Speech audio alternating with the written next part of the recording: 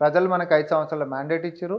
ఈరోజు జరుగుతున్నటువంటి దాంతో కూడా మనం లెసన్స్ తీసుకొని భవిష్యత్తులో మనం మార్పులు చేర్పులు చేసుకుంటా సంఘటితంగా తిరిగి మళ్ళీ అధికారంలోకి ఇదే పార్టీ వస్తుంది రేవంత్ రెడ్డి గారి నాయకత్వంలో. నేను చాలా స్పష్టంగా చెప్తున్నా. కానీ రాజకీయంలో ఆయన ఎవరైనా అపాయింట్ చేసిరు అంటే దాని వెనకాల పెద్ద వ్యూహమే ఉంటుంది. ఆ వ్యూహంలో భాగంగానే ఏ వ్యక్తి అయినా కొండ మీద ఉన్నటువంటి వ్యక్తుల్ని సంబంధం లేనటువంటి వాళ్ళని సమాజం ఎప్పుడు చూడనటువంటి వాళ్ళు కూడా కొన్నిసార్లు సిస్టంలోకి వస్తారు. ఇప్పుడు అవినీతి చేసిన వాళ్ళని జైల్లో పెట్టే అవకాశాలు కనిపించట్లేదు. ఇక్కడ 2 ఏళ్ళు అవుతుంది దాదాపు. ఇప్పుడు కేటీఆర్ని అరెస్ట్ చేస్తామన్నారు, తిహార్ జైలు అన్నారు, రేసింగ్ అన్నారు. అసలు ఈ కేసులన్నీ ఎక్కడికి పోయినాయి? ఫోన్ ట్యాపింగ్ ఎక్కడికి పోయింది? ఇవన్నీ ఎక్కడికి పోయినాయి? తెలంగాణ ప్రజలు అడుగుతున్నారు. నువ్వు చెప్పిన గొర్రెల స్కామ్ చెప్పలేవు. 700 కోట్లు అన్నారు, గొర్రెల స్కామ్. అసలు ఎడిపోతున్నాయి ఈ విచారణ కొనసాగుతున్నాయి కానీ ఒక పులి స్టాప్ పడట్లేదు. సీరియల్ ఎపిసోడ్ గొర్రెల స్కామ్ అయినా, హెచ్ఎండిఏకి సంబంధించినటువంటిదైనా, ఫార్ములా ఈ అయినా, లేకపోతే ఇంకేదైనా, ఇవన్నిట్లల్లా రాష్ట్ర ప్రభుత్వం ఎప్పుడైతే దర్యాప్తుకు ఆదేశించిందో టక్కుమని ఈడీ వచ్చి కూర్చుంది. ఇవన్నిట్ల నువ్వు చెప్పిన వాటి అన్నిట్లల్లా.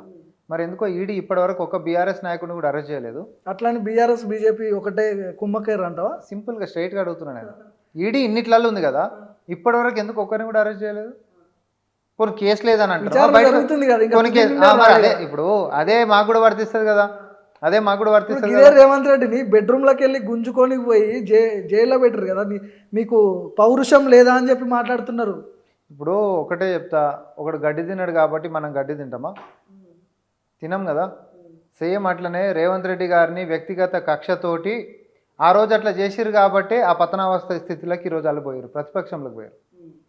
నువ్వు ఉన్నతంగా నీకు ఇచ్చినటువంటి పదవిని ఉన్నతంగా చట్ట ప్రకారంగా ప్రజల యొక్క మన్ననలను గెలుచుకునేటట్టుగా కొంచెం టర్బులెన్స్లు అనిపించినప్పటికీ మన మీద నెగిటివ్ వస్తుందేమో అనేటటువంటి అవతల ఒక కలర్ సినిమా తీసే ప్రయత్నం చేసినా సమయం అనేటటువంటిది అన్నింటినీ కూడా చెరిపేసుకుంటూ వెళ్ళిపోతుంటుంది.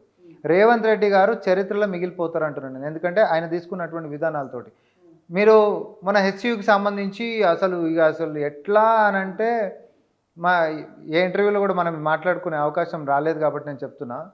ఒక అబద్ధాన్ని, ఆర్టిఫిషియల్ ఇంటెలిజెన్స్ని, లేకపోతే ఎడిటెడ్ వీడియోస్ని, ఏడనో వెస్ట్ బెంగాల్లో జరిగినటువంటి వీడియోలని, లేకపోతే కేరళలో జరిగినటువంటి వీడియో, కేరళలో ఒక జేసీబీకి పక్కకు పోంటి ఏనుగు పోతుంటే అది హెచ్యూలోనే పోయినట్టు చూపెట్టాలి. అది వాస్తవం కాదు. వెస్ట్ బెంగాల్లోనేమో దుప్పిల్ మొత్తం బయటకు వచ్చి కాలేజీలలో తిరుగుతుంటే అది ఈడ అని అంటారు. ఇంకోటి విశాఖపట్నం కాడ ఇంకేదో వీడియో ఉంటే అది హెచ్యూలు అంటారు. ప్రపంచంలో ఉన్న జీవరాశులు మొత్తం ఆ 400 ఎకరాలనే ఉన్నట్టు ఓడైతే జిరాఫీలను కూడా పెట్టిండు. ఇక అంటే ప్రజలని పక్కదారి పట్టించడానికి ఎంతకైనా తెగించడానికి ప్రతిపక్షాలు సిద్ధమైనాయి. కానీ నా ప్రశ్నకు ఒకటే జవాబు చెప్పాలి. 10 సంవత్సరాలు అధికారంలో ఉన్నప్పుడు బీఆర్ఎస్ పార్టీ ఓడేమో 400 ఎకరాలు మావే అని చెప్పి కొట్లాడాడు, అవునా కాదా? మరి ఈరోజు హెచ్యూ ఎట్లయితే? ఈరోజు కేసు గెలిచినాం, అది మన భూమి అని చెప్పి తేలింది. భూమి హెచ్సియుది అనేటటువంటి పదమే రావద్దు. అసలు హెచ్సియు అనే పదం ఆడ లేనే లేదు. సరే చెట్లు పెరిగినాయి, ఆడ జింకలు ఉన్నాయా, వాటిని కాపాడేటటువంటి అది వేరే సబ్జెక్ట్, దాని మీద ఇప్పుడు సుప్రీంకోర్టులో నడుస్తుంది. కానీ బీజేపీ ఏమో ల్యాండ్ అమ్మకానికి వ్యతిరేకమా? అసలు అది అమ్మిందే మీ హయాంలో కదా. అప్పుడు ఆల్రెడీ ఆ భూమి కుదవబెట్టి 10,000 కోట్లు ఏమో తెచ్చిరంట కదా మీరు. మరి వాళ్ళే చెప్పాలి, వాళ్ళు అన్నారు కానీ ఏడ చూపెట్టలేరు కదా. ఏడ తీసుకొని వచ్చినామో ఏమైందో మరి అన్నోడు చూపెట్టాలి కూడా కదా. ఆ రోజు ఇంత పొడుగు ప్రెస్ మీట్ పెడతా అని చెప్పి కేటీఆర్ గారు మాట్లాడినరు. అందరు ఏంది అని అంటే అరే ఏమో జరుగుతుంది అన్న చూస్తాను అది తోకపటాకు లెక్క. సో ఒకటైతే చెప్పండి, మీరు ఏదైతే అన్నారో చర్యకి ప్రతి చర్య ఉంటుంది, ఖచ్చితంగా వీటన్నింటిని బయటికి తీస్తాం, తిహార్ జైలు అది ఇది ఏదన్నా ఒక్కటైనా పేలే ఛాన్స్ ఉందా ఇందులో ఈ బాంబులలో? చట్ట ప్రకారంగా అన్నీ జరుగుతాయి, ఏది ఆగదు, ఎవరికి బెదిరేది లేదు. కానీ చట్ట ప్రకారంగానే జరుగుతాయి. మా వ్యక్తిగత కక్షలతోటో లేకపోతే వ్యక్తిగతంగా తీసుకొని అవతలని నాశనం చేయాలనేటటువంటి దురుద్దేశము మాకు లేదు. మరీ ముఖ్యంగా రేవంత్ రెడ్డి గారు చాలా సందర్భాలలో ఈ విషయం అందరి ముంగట అందరికీ చెప్పిండు, చాలా స్పష్టంగా చెప్పిండు. మీడియా ముఖంగా చెప్పిండు, కార్యకర్తల ముఖంగా చెప్పిండు, నాయకుల ముఖంగా కూడా చెప్పిండు. మనం వ్యక్తిగత కక్షలతోటి మనం ముందుకు పోవాల్సింది కాదు. ప్రజలు మనం నమ్మి అధికారంలోకి ఇచ్చారు. ఈరోజు వాడు అబద్ధాలతోటి 4 మెట్లు ముంగట ఉన్నట్టు కనబడవచ్చు, కానీ ఎండ్ ఆఫ్ ద డే నిజమే గెలుస్తుంది. ఎందుకంటే మనం మంచి ఉద్దేశంతో పనులు చేసుకుంటూ పోతున్నాం. ఓ రోజు అటు ఇటు కావచ్చు, కాకపోతే ప్రజలకి వాస్తవం ఏందనేటటువంటి చెప్పే శక్తి మనకు లేకేం కాదు. మనము చెప్తాము, ప్రజలు కూడా తెలుసుకుంటూ అన్నాడు. అవన్నీ ఎందుకు అబ్బా, టీజీ న్యాబ్ లాంటివి చిన్న విషయాలు కాదు కదా. 10 ఏళ్ళలో ఎందుకో నువ్వు చర్యలు తీసుకోలే? ఇంకా సింగరేణి దాంట్లల్లో కారుణ్య నియామకాలు 10 ఏళ్ళ సంది చేయలే. కానీ తెలంగాణ ఉద్యమంలో ఎంత రాజకీయాలు చేసిరు అప్పుడు సింగరేణిని వాడుకొని, అవునా? గల్ఫ్ కార్మికులకి సంబంధించినటువంటిది కవిత మనైతే పిడికిలు బిగించి ఎన్నిసార్లు వాళ్ళని వాడుకుంది, ఎన్నిసార్లు అక్కడ పోయి వచ్చింది. వాళ్ళు చచ్చిపోతే ఈ రోజున ఆదుకున్న పాపన పోయారా 10 ఏళ్ళలో? కానీ మనం రాగానే మాత్రం 5 లక్షల ఆర్థిక సహాయం ఎవరికైనా ఏమైనా అయితే ఇచ్చేది పెట్టినామా? సింగరేణి కార్మిక కారుణ్య నియామకాలు మాత్రమే కాదు, ₹1 ప్రమాద బీమా మనం పెట్టినామా? తర్వాత గిగ్ వర్కర్లకి స్విగ్గీలు, జొమాటోలు, అంతెందుకు క్యాబ్ డ్రైవర్లు, ఇంకొకరు అందరికీ ఎవరికైనా ప్రమాద బీమా ఈరోజు ప్రభుత్వం నుంచి ₹5 లక్షలు మనం అందిస్తున్నామా?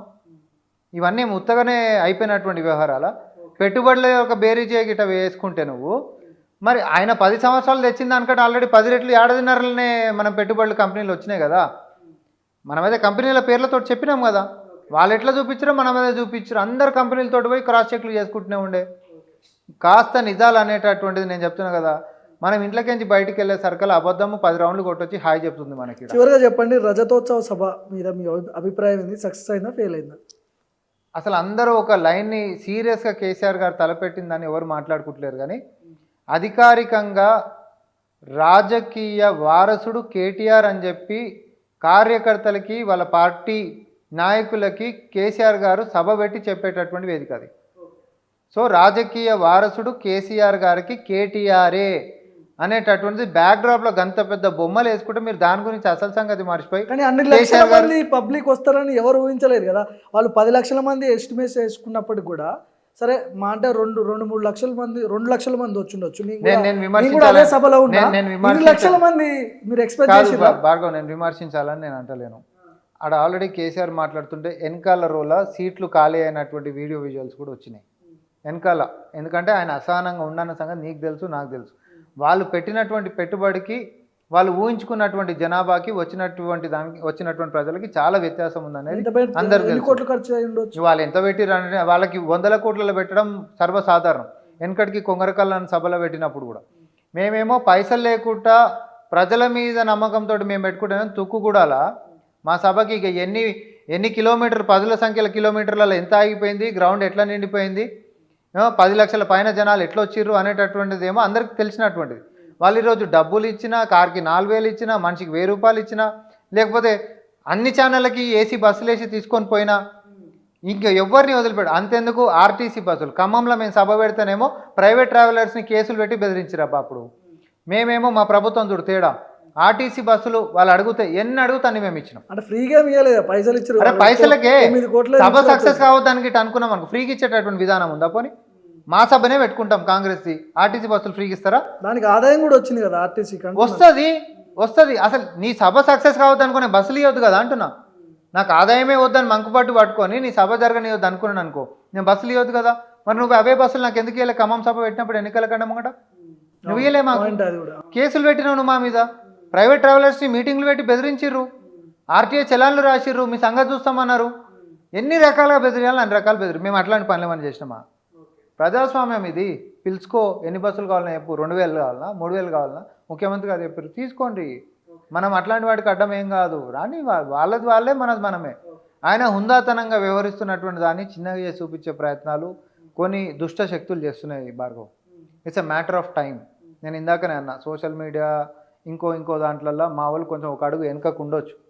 రేపొద్దున మళ్ళీ మేమందరం కూడా దుంకుతాం, ఇబ్బంది ఏం లేదు. సమయం వచ్చిన రోజు అందరం దుంకుతాం. వెనకటికి దుంకి యుద్ధం చేసిన వాళ్ళ మీద అంత పెద్ద. ఆ సమయం వచ్చినప్పుడు మా నాయకుడిని కానీ మా పార్టీని కానీ మళ్ళా తిరిగి మా యొక్క మేము చేసినటువంటి చెప్పుకునేటటువంటి సత్తా లేనటువంటి ఓవరం లేమిడ. ఆ సమయం వస్తుంది. బాగా చెప్తా తెలంగాణ సమాజానికి మేము ఏం చేసినామో చెప్తాము. బ్రహ్మాండంగా ఇంకొక టర్మ్ కూడా కాంగ్రెస్ పార్టీని అధికారంలోకి తెచ్చుకుంటాం.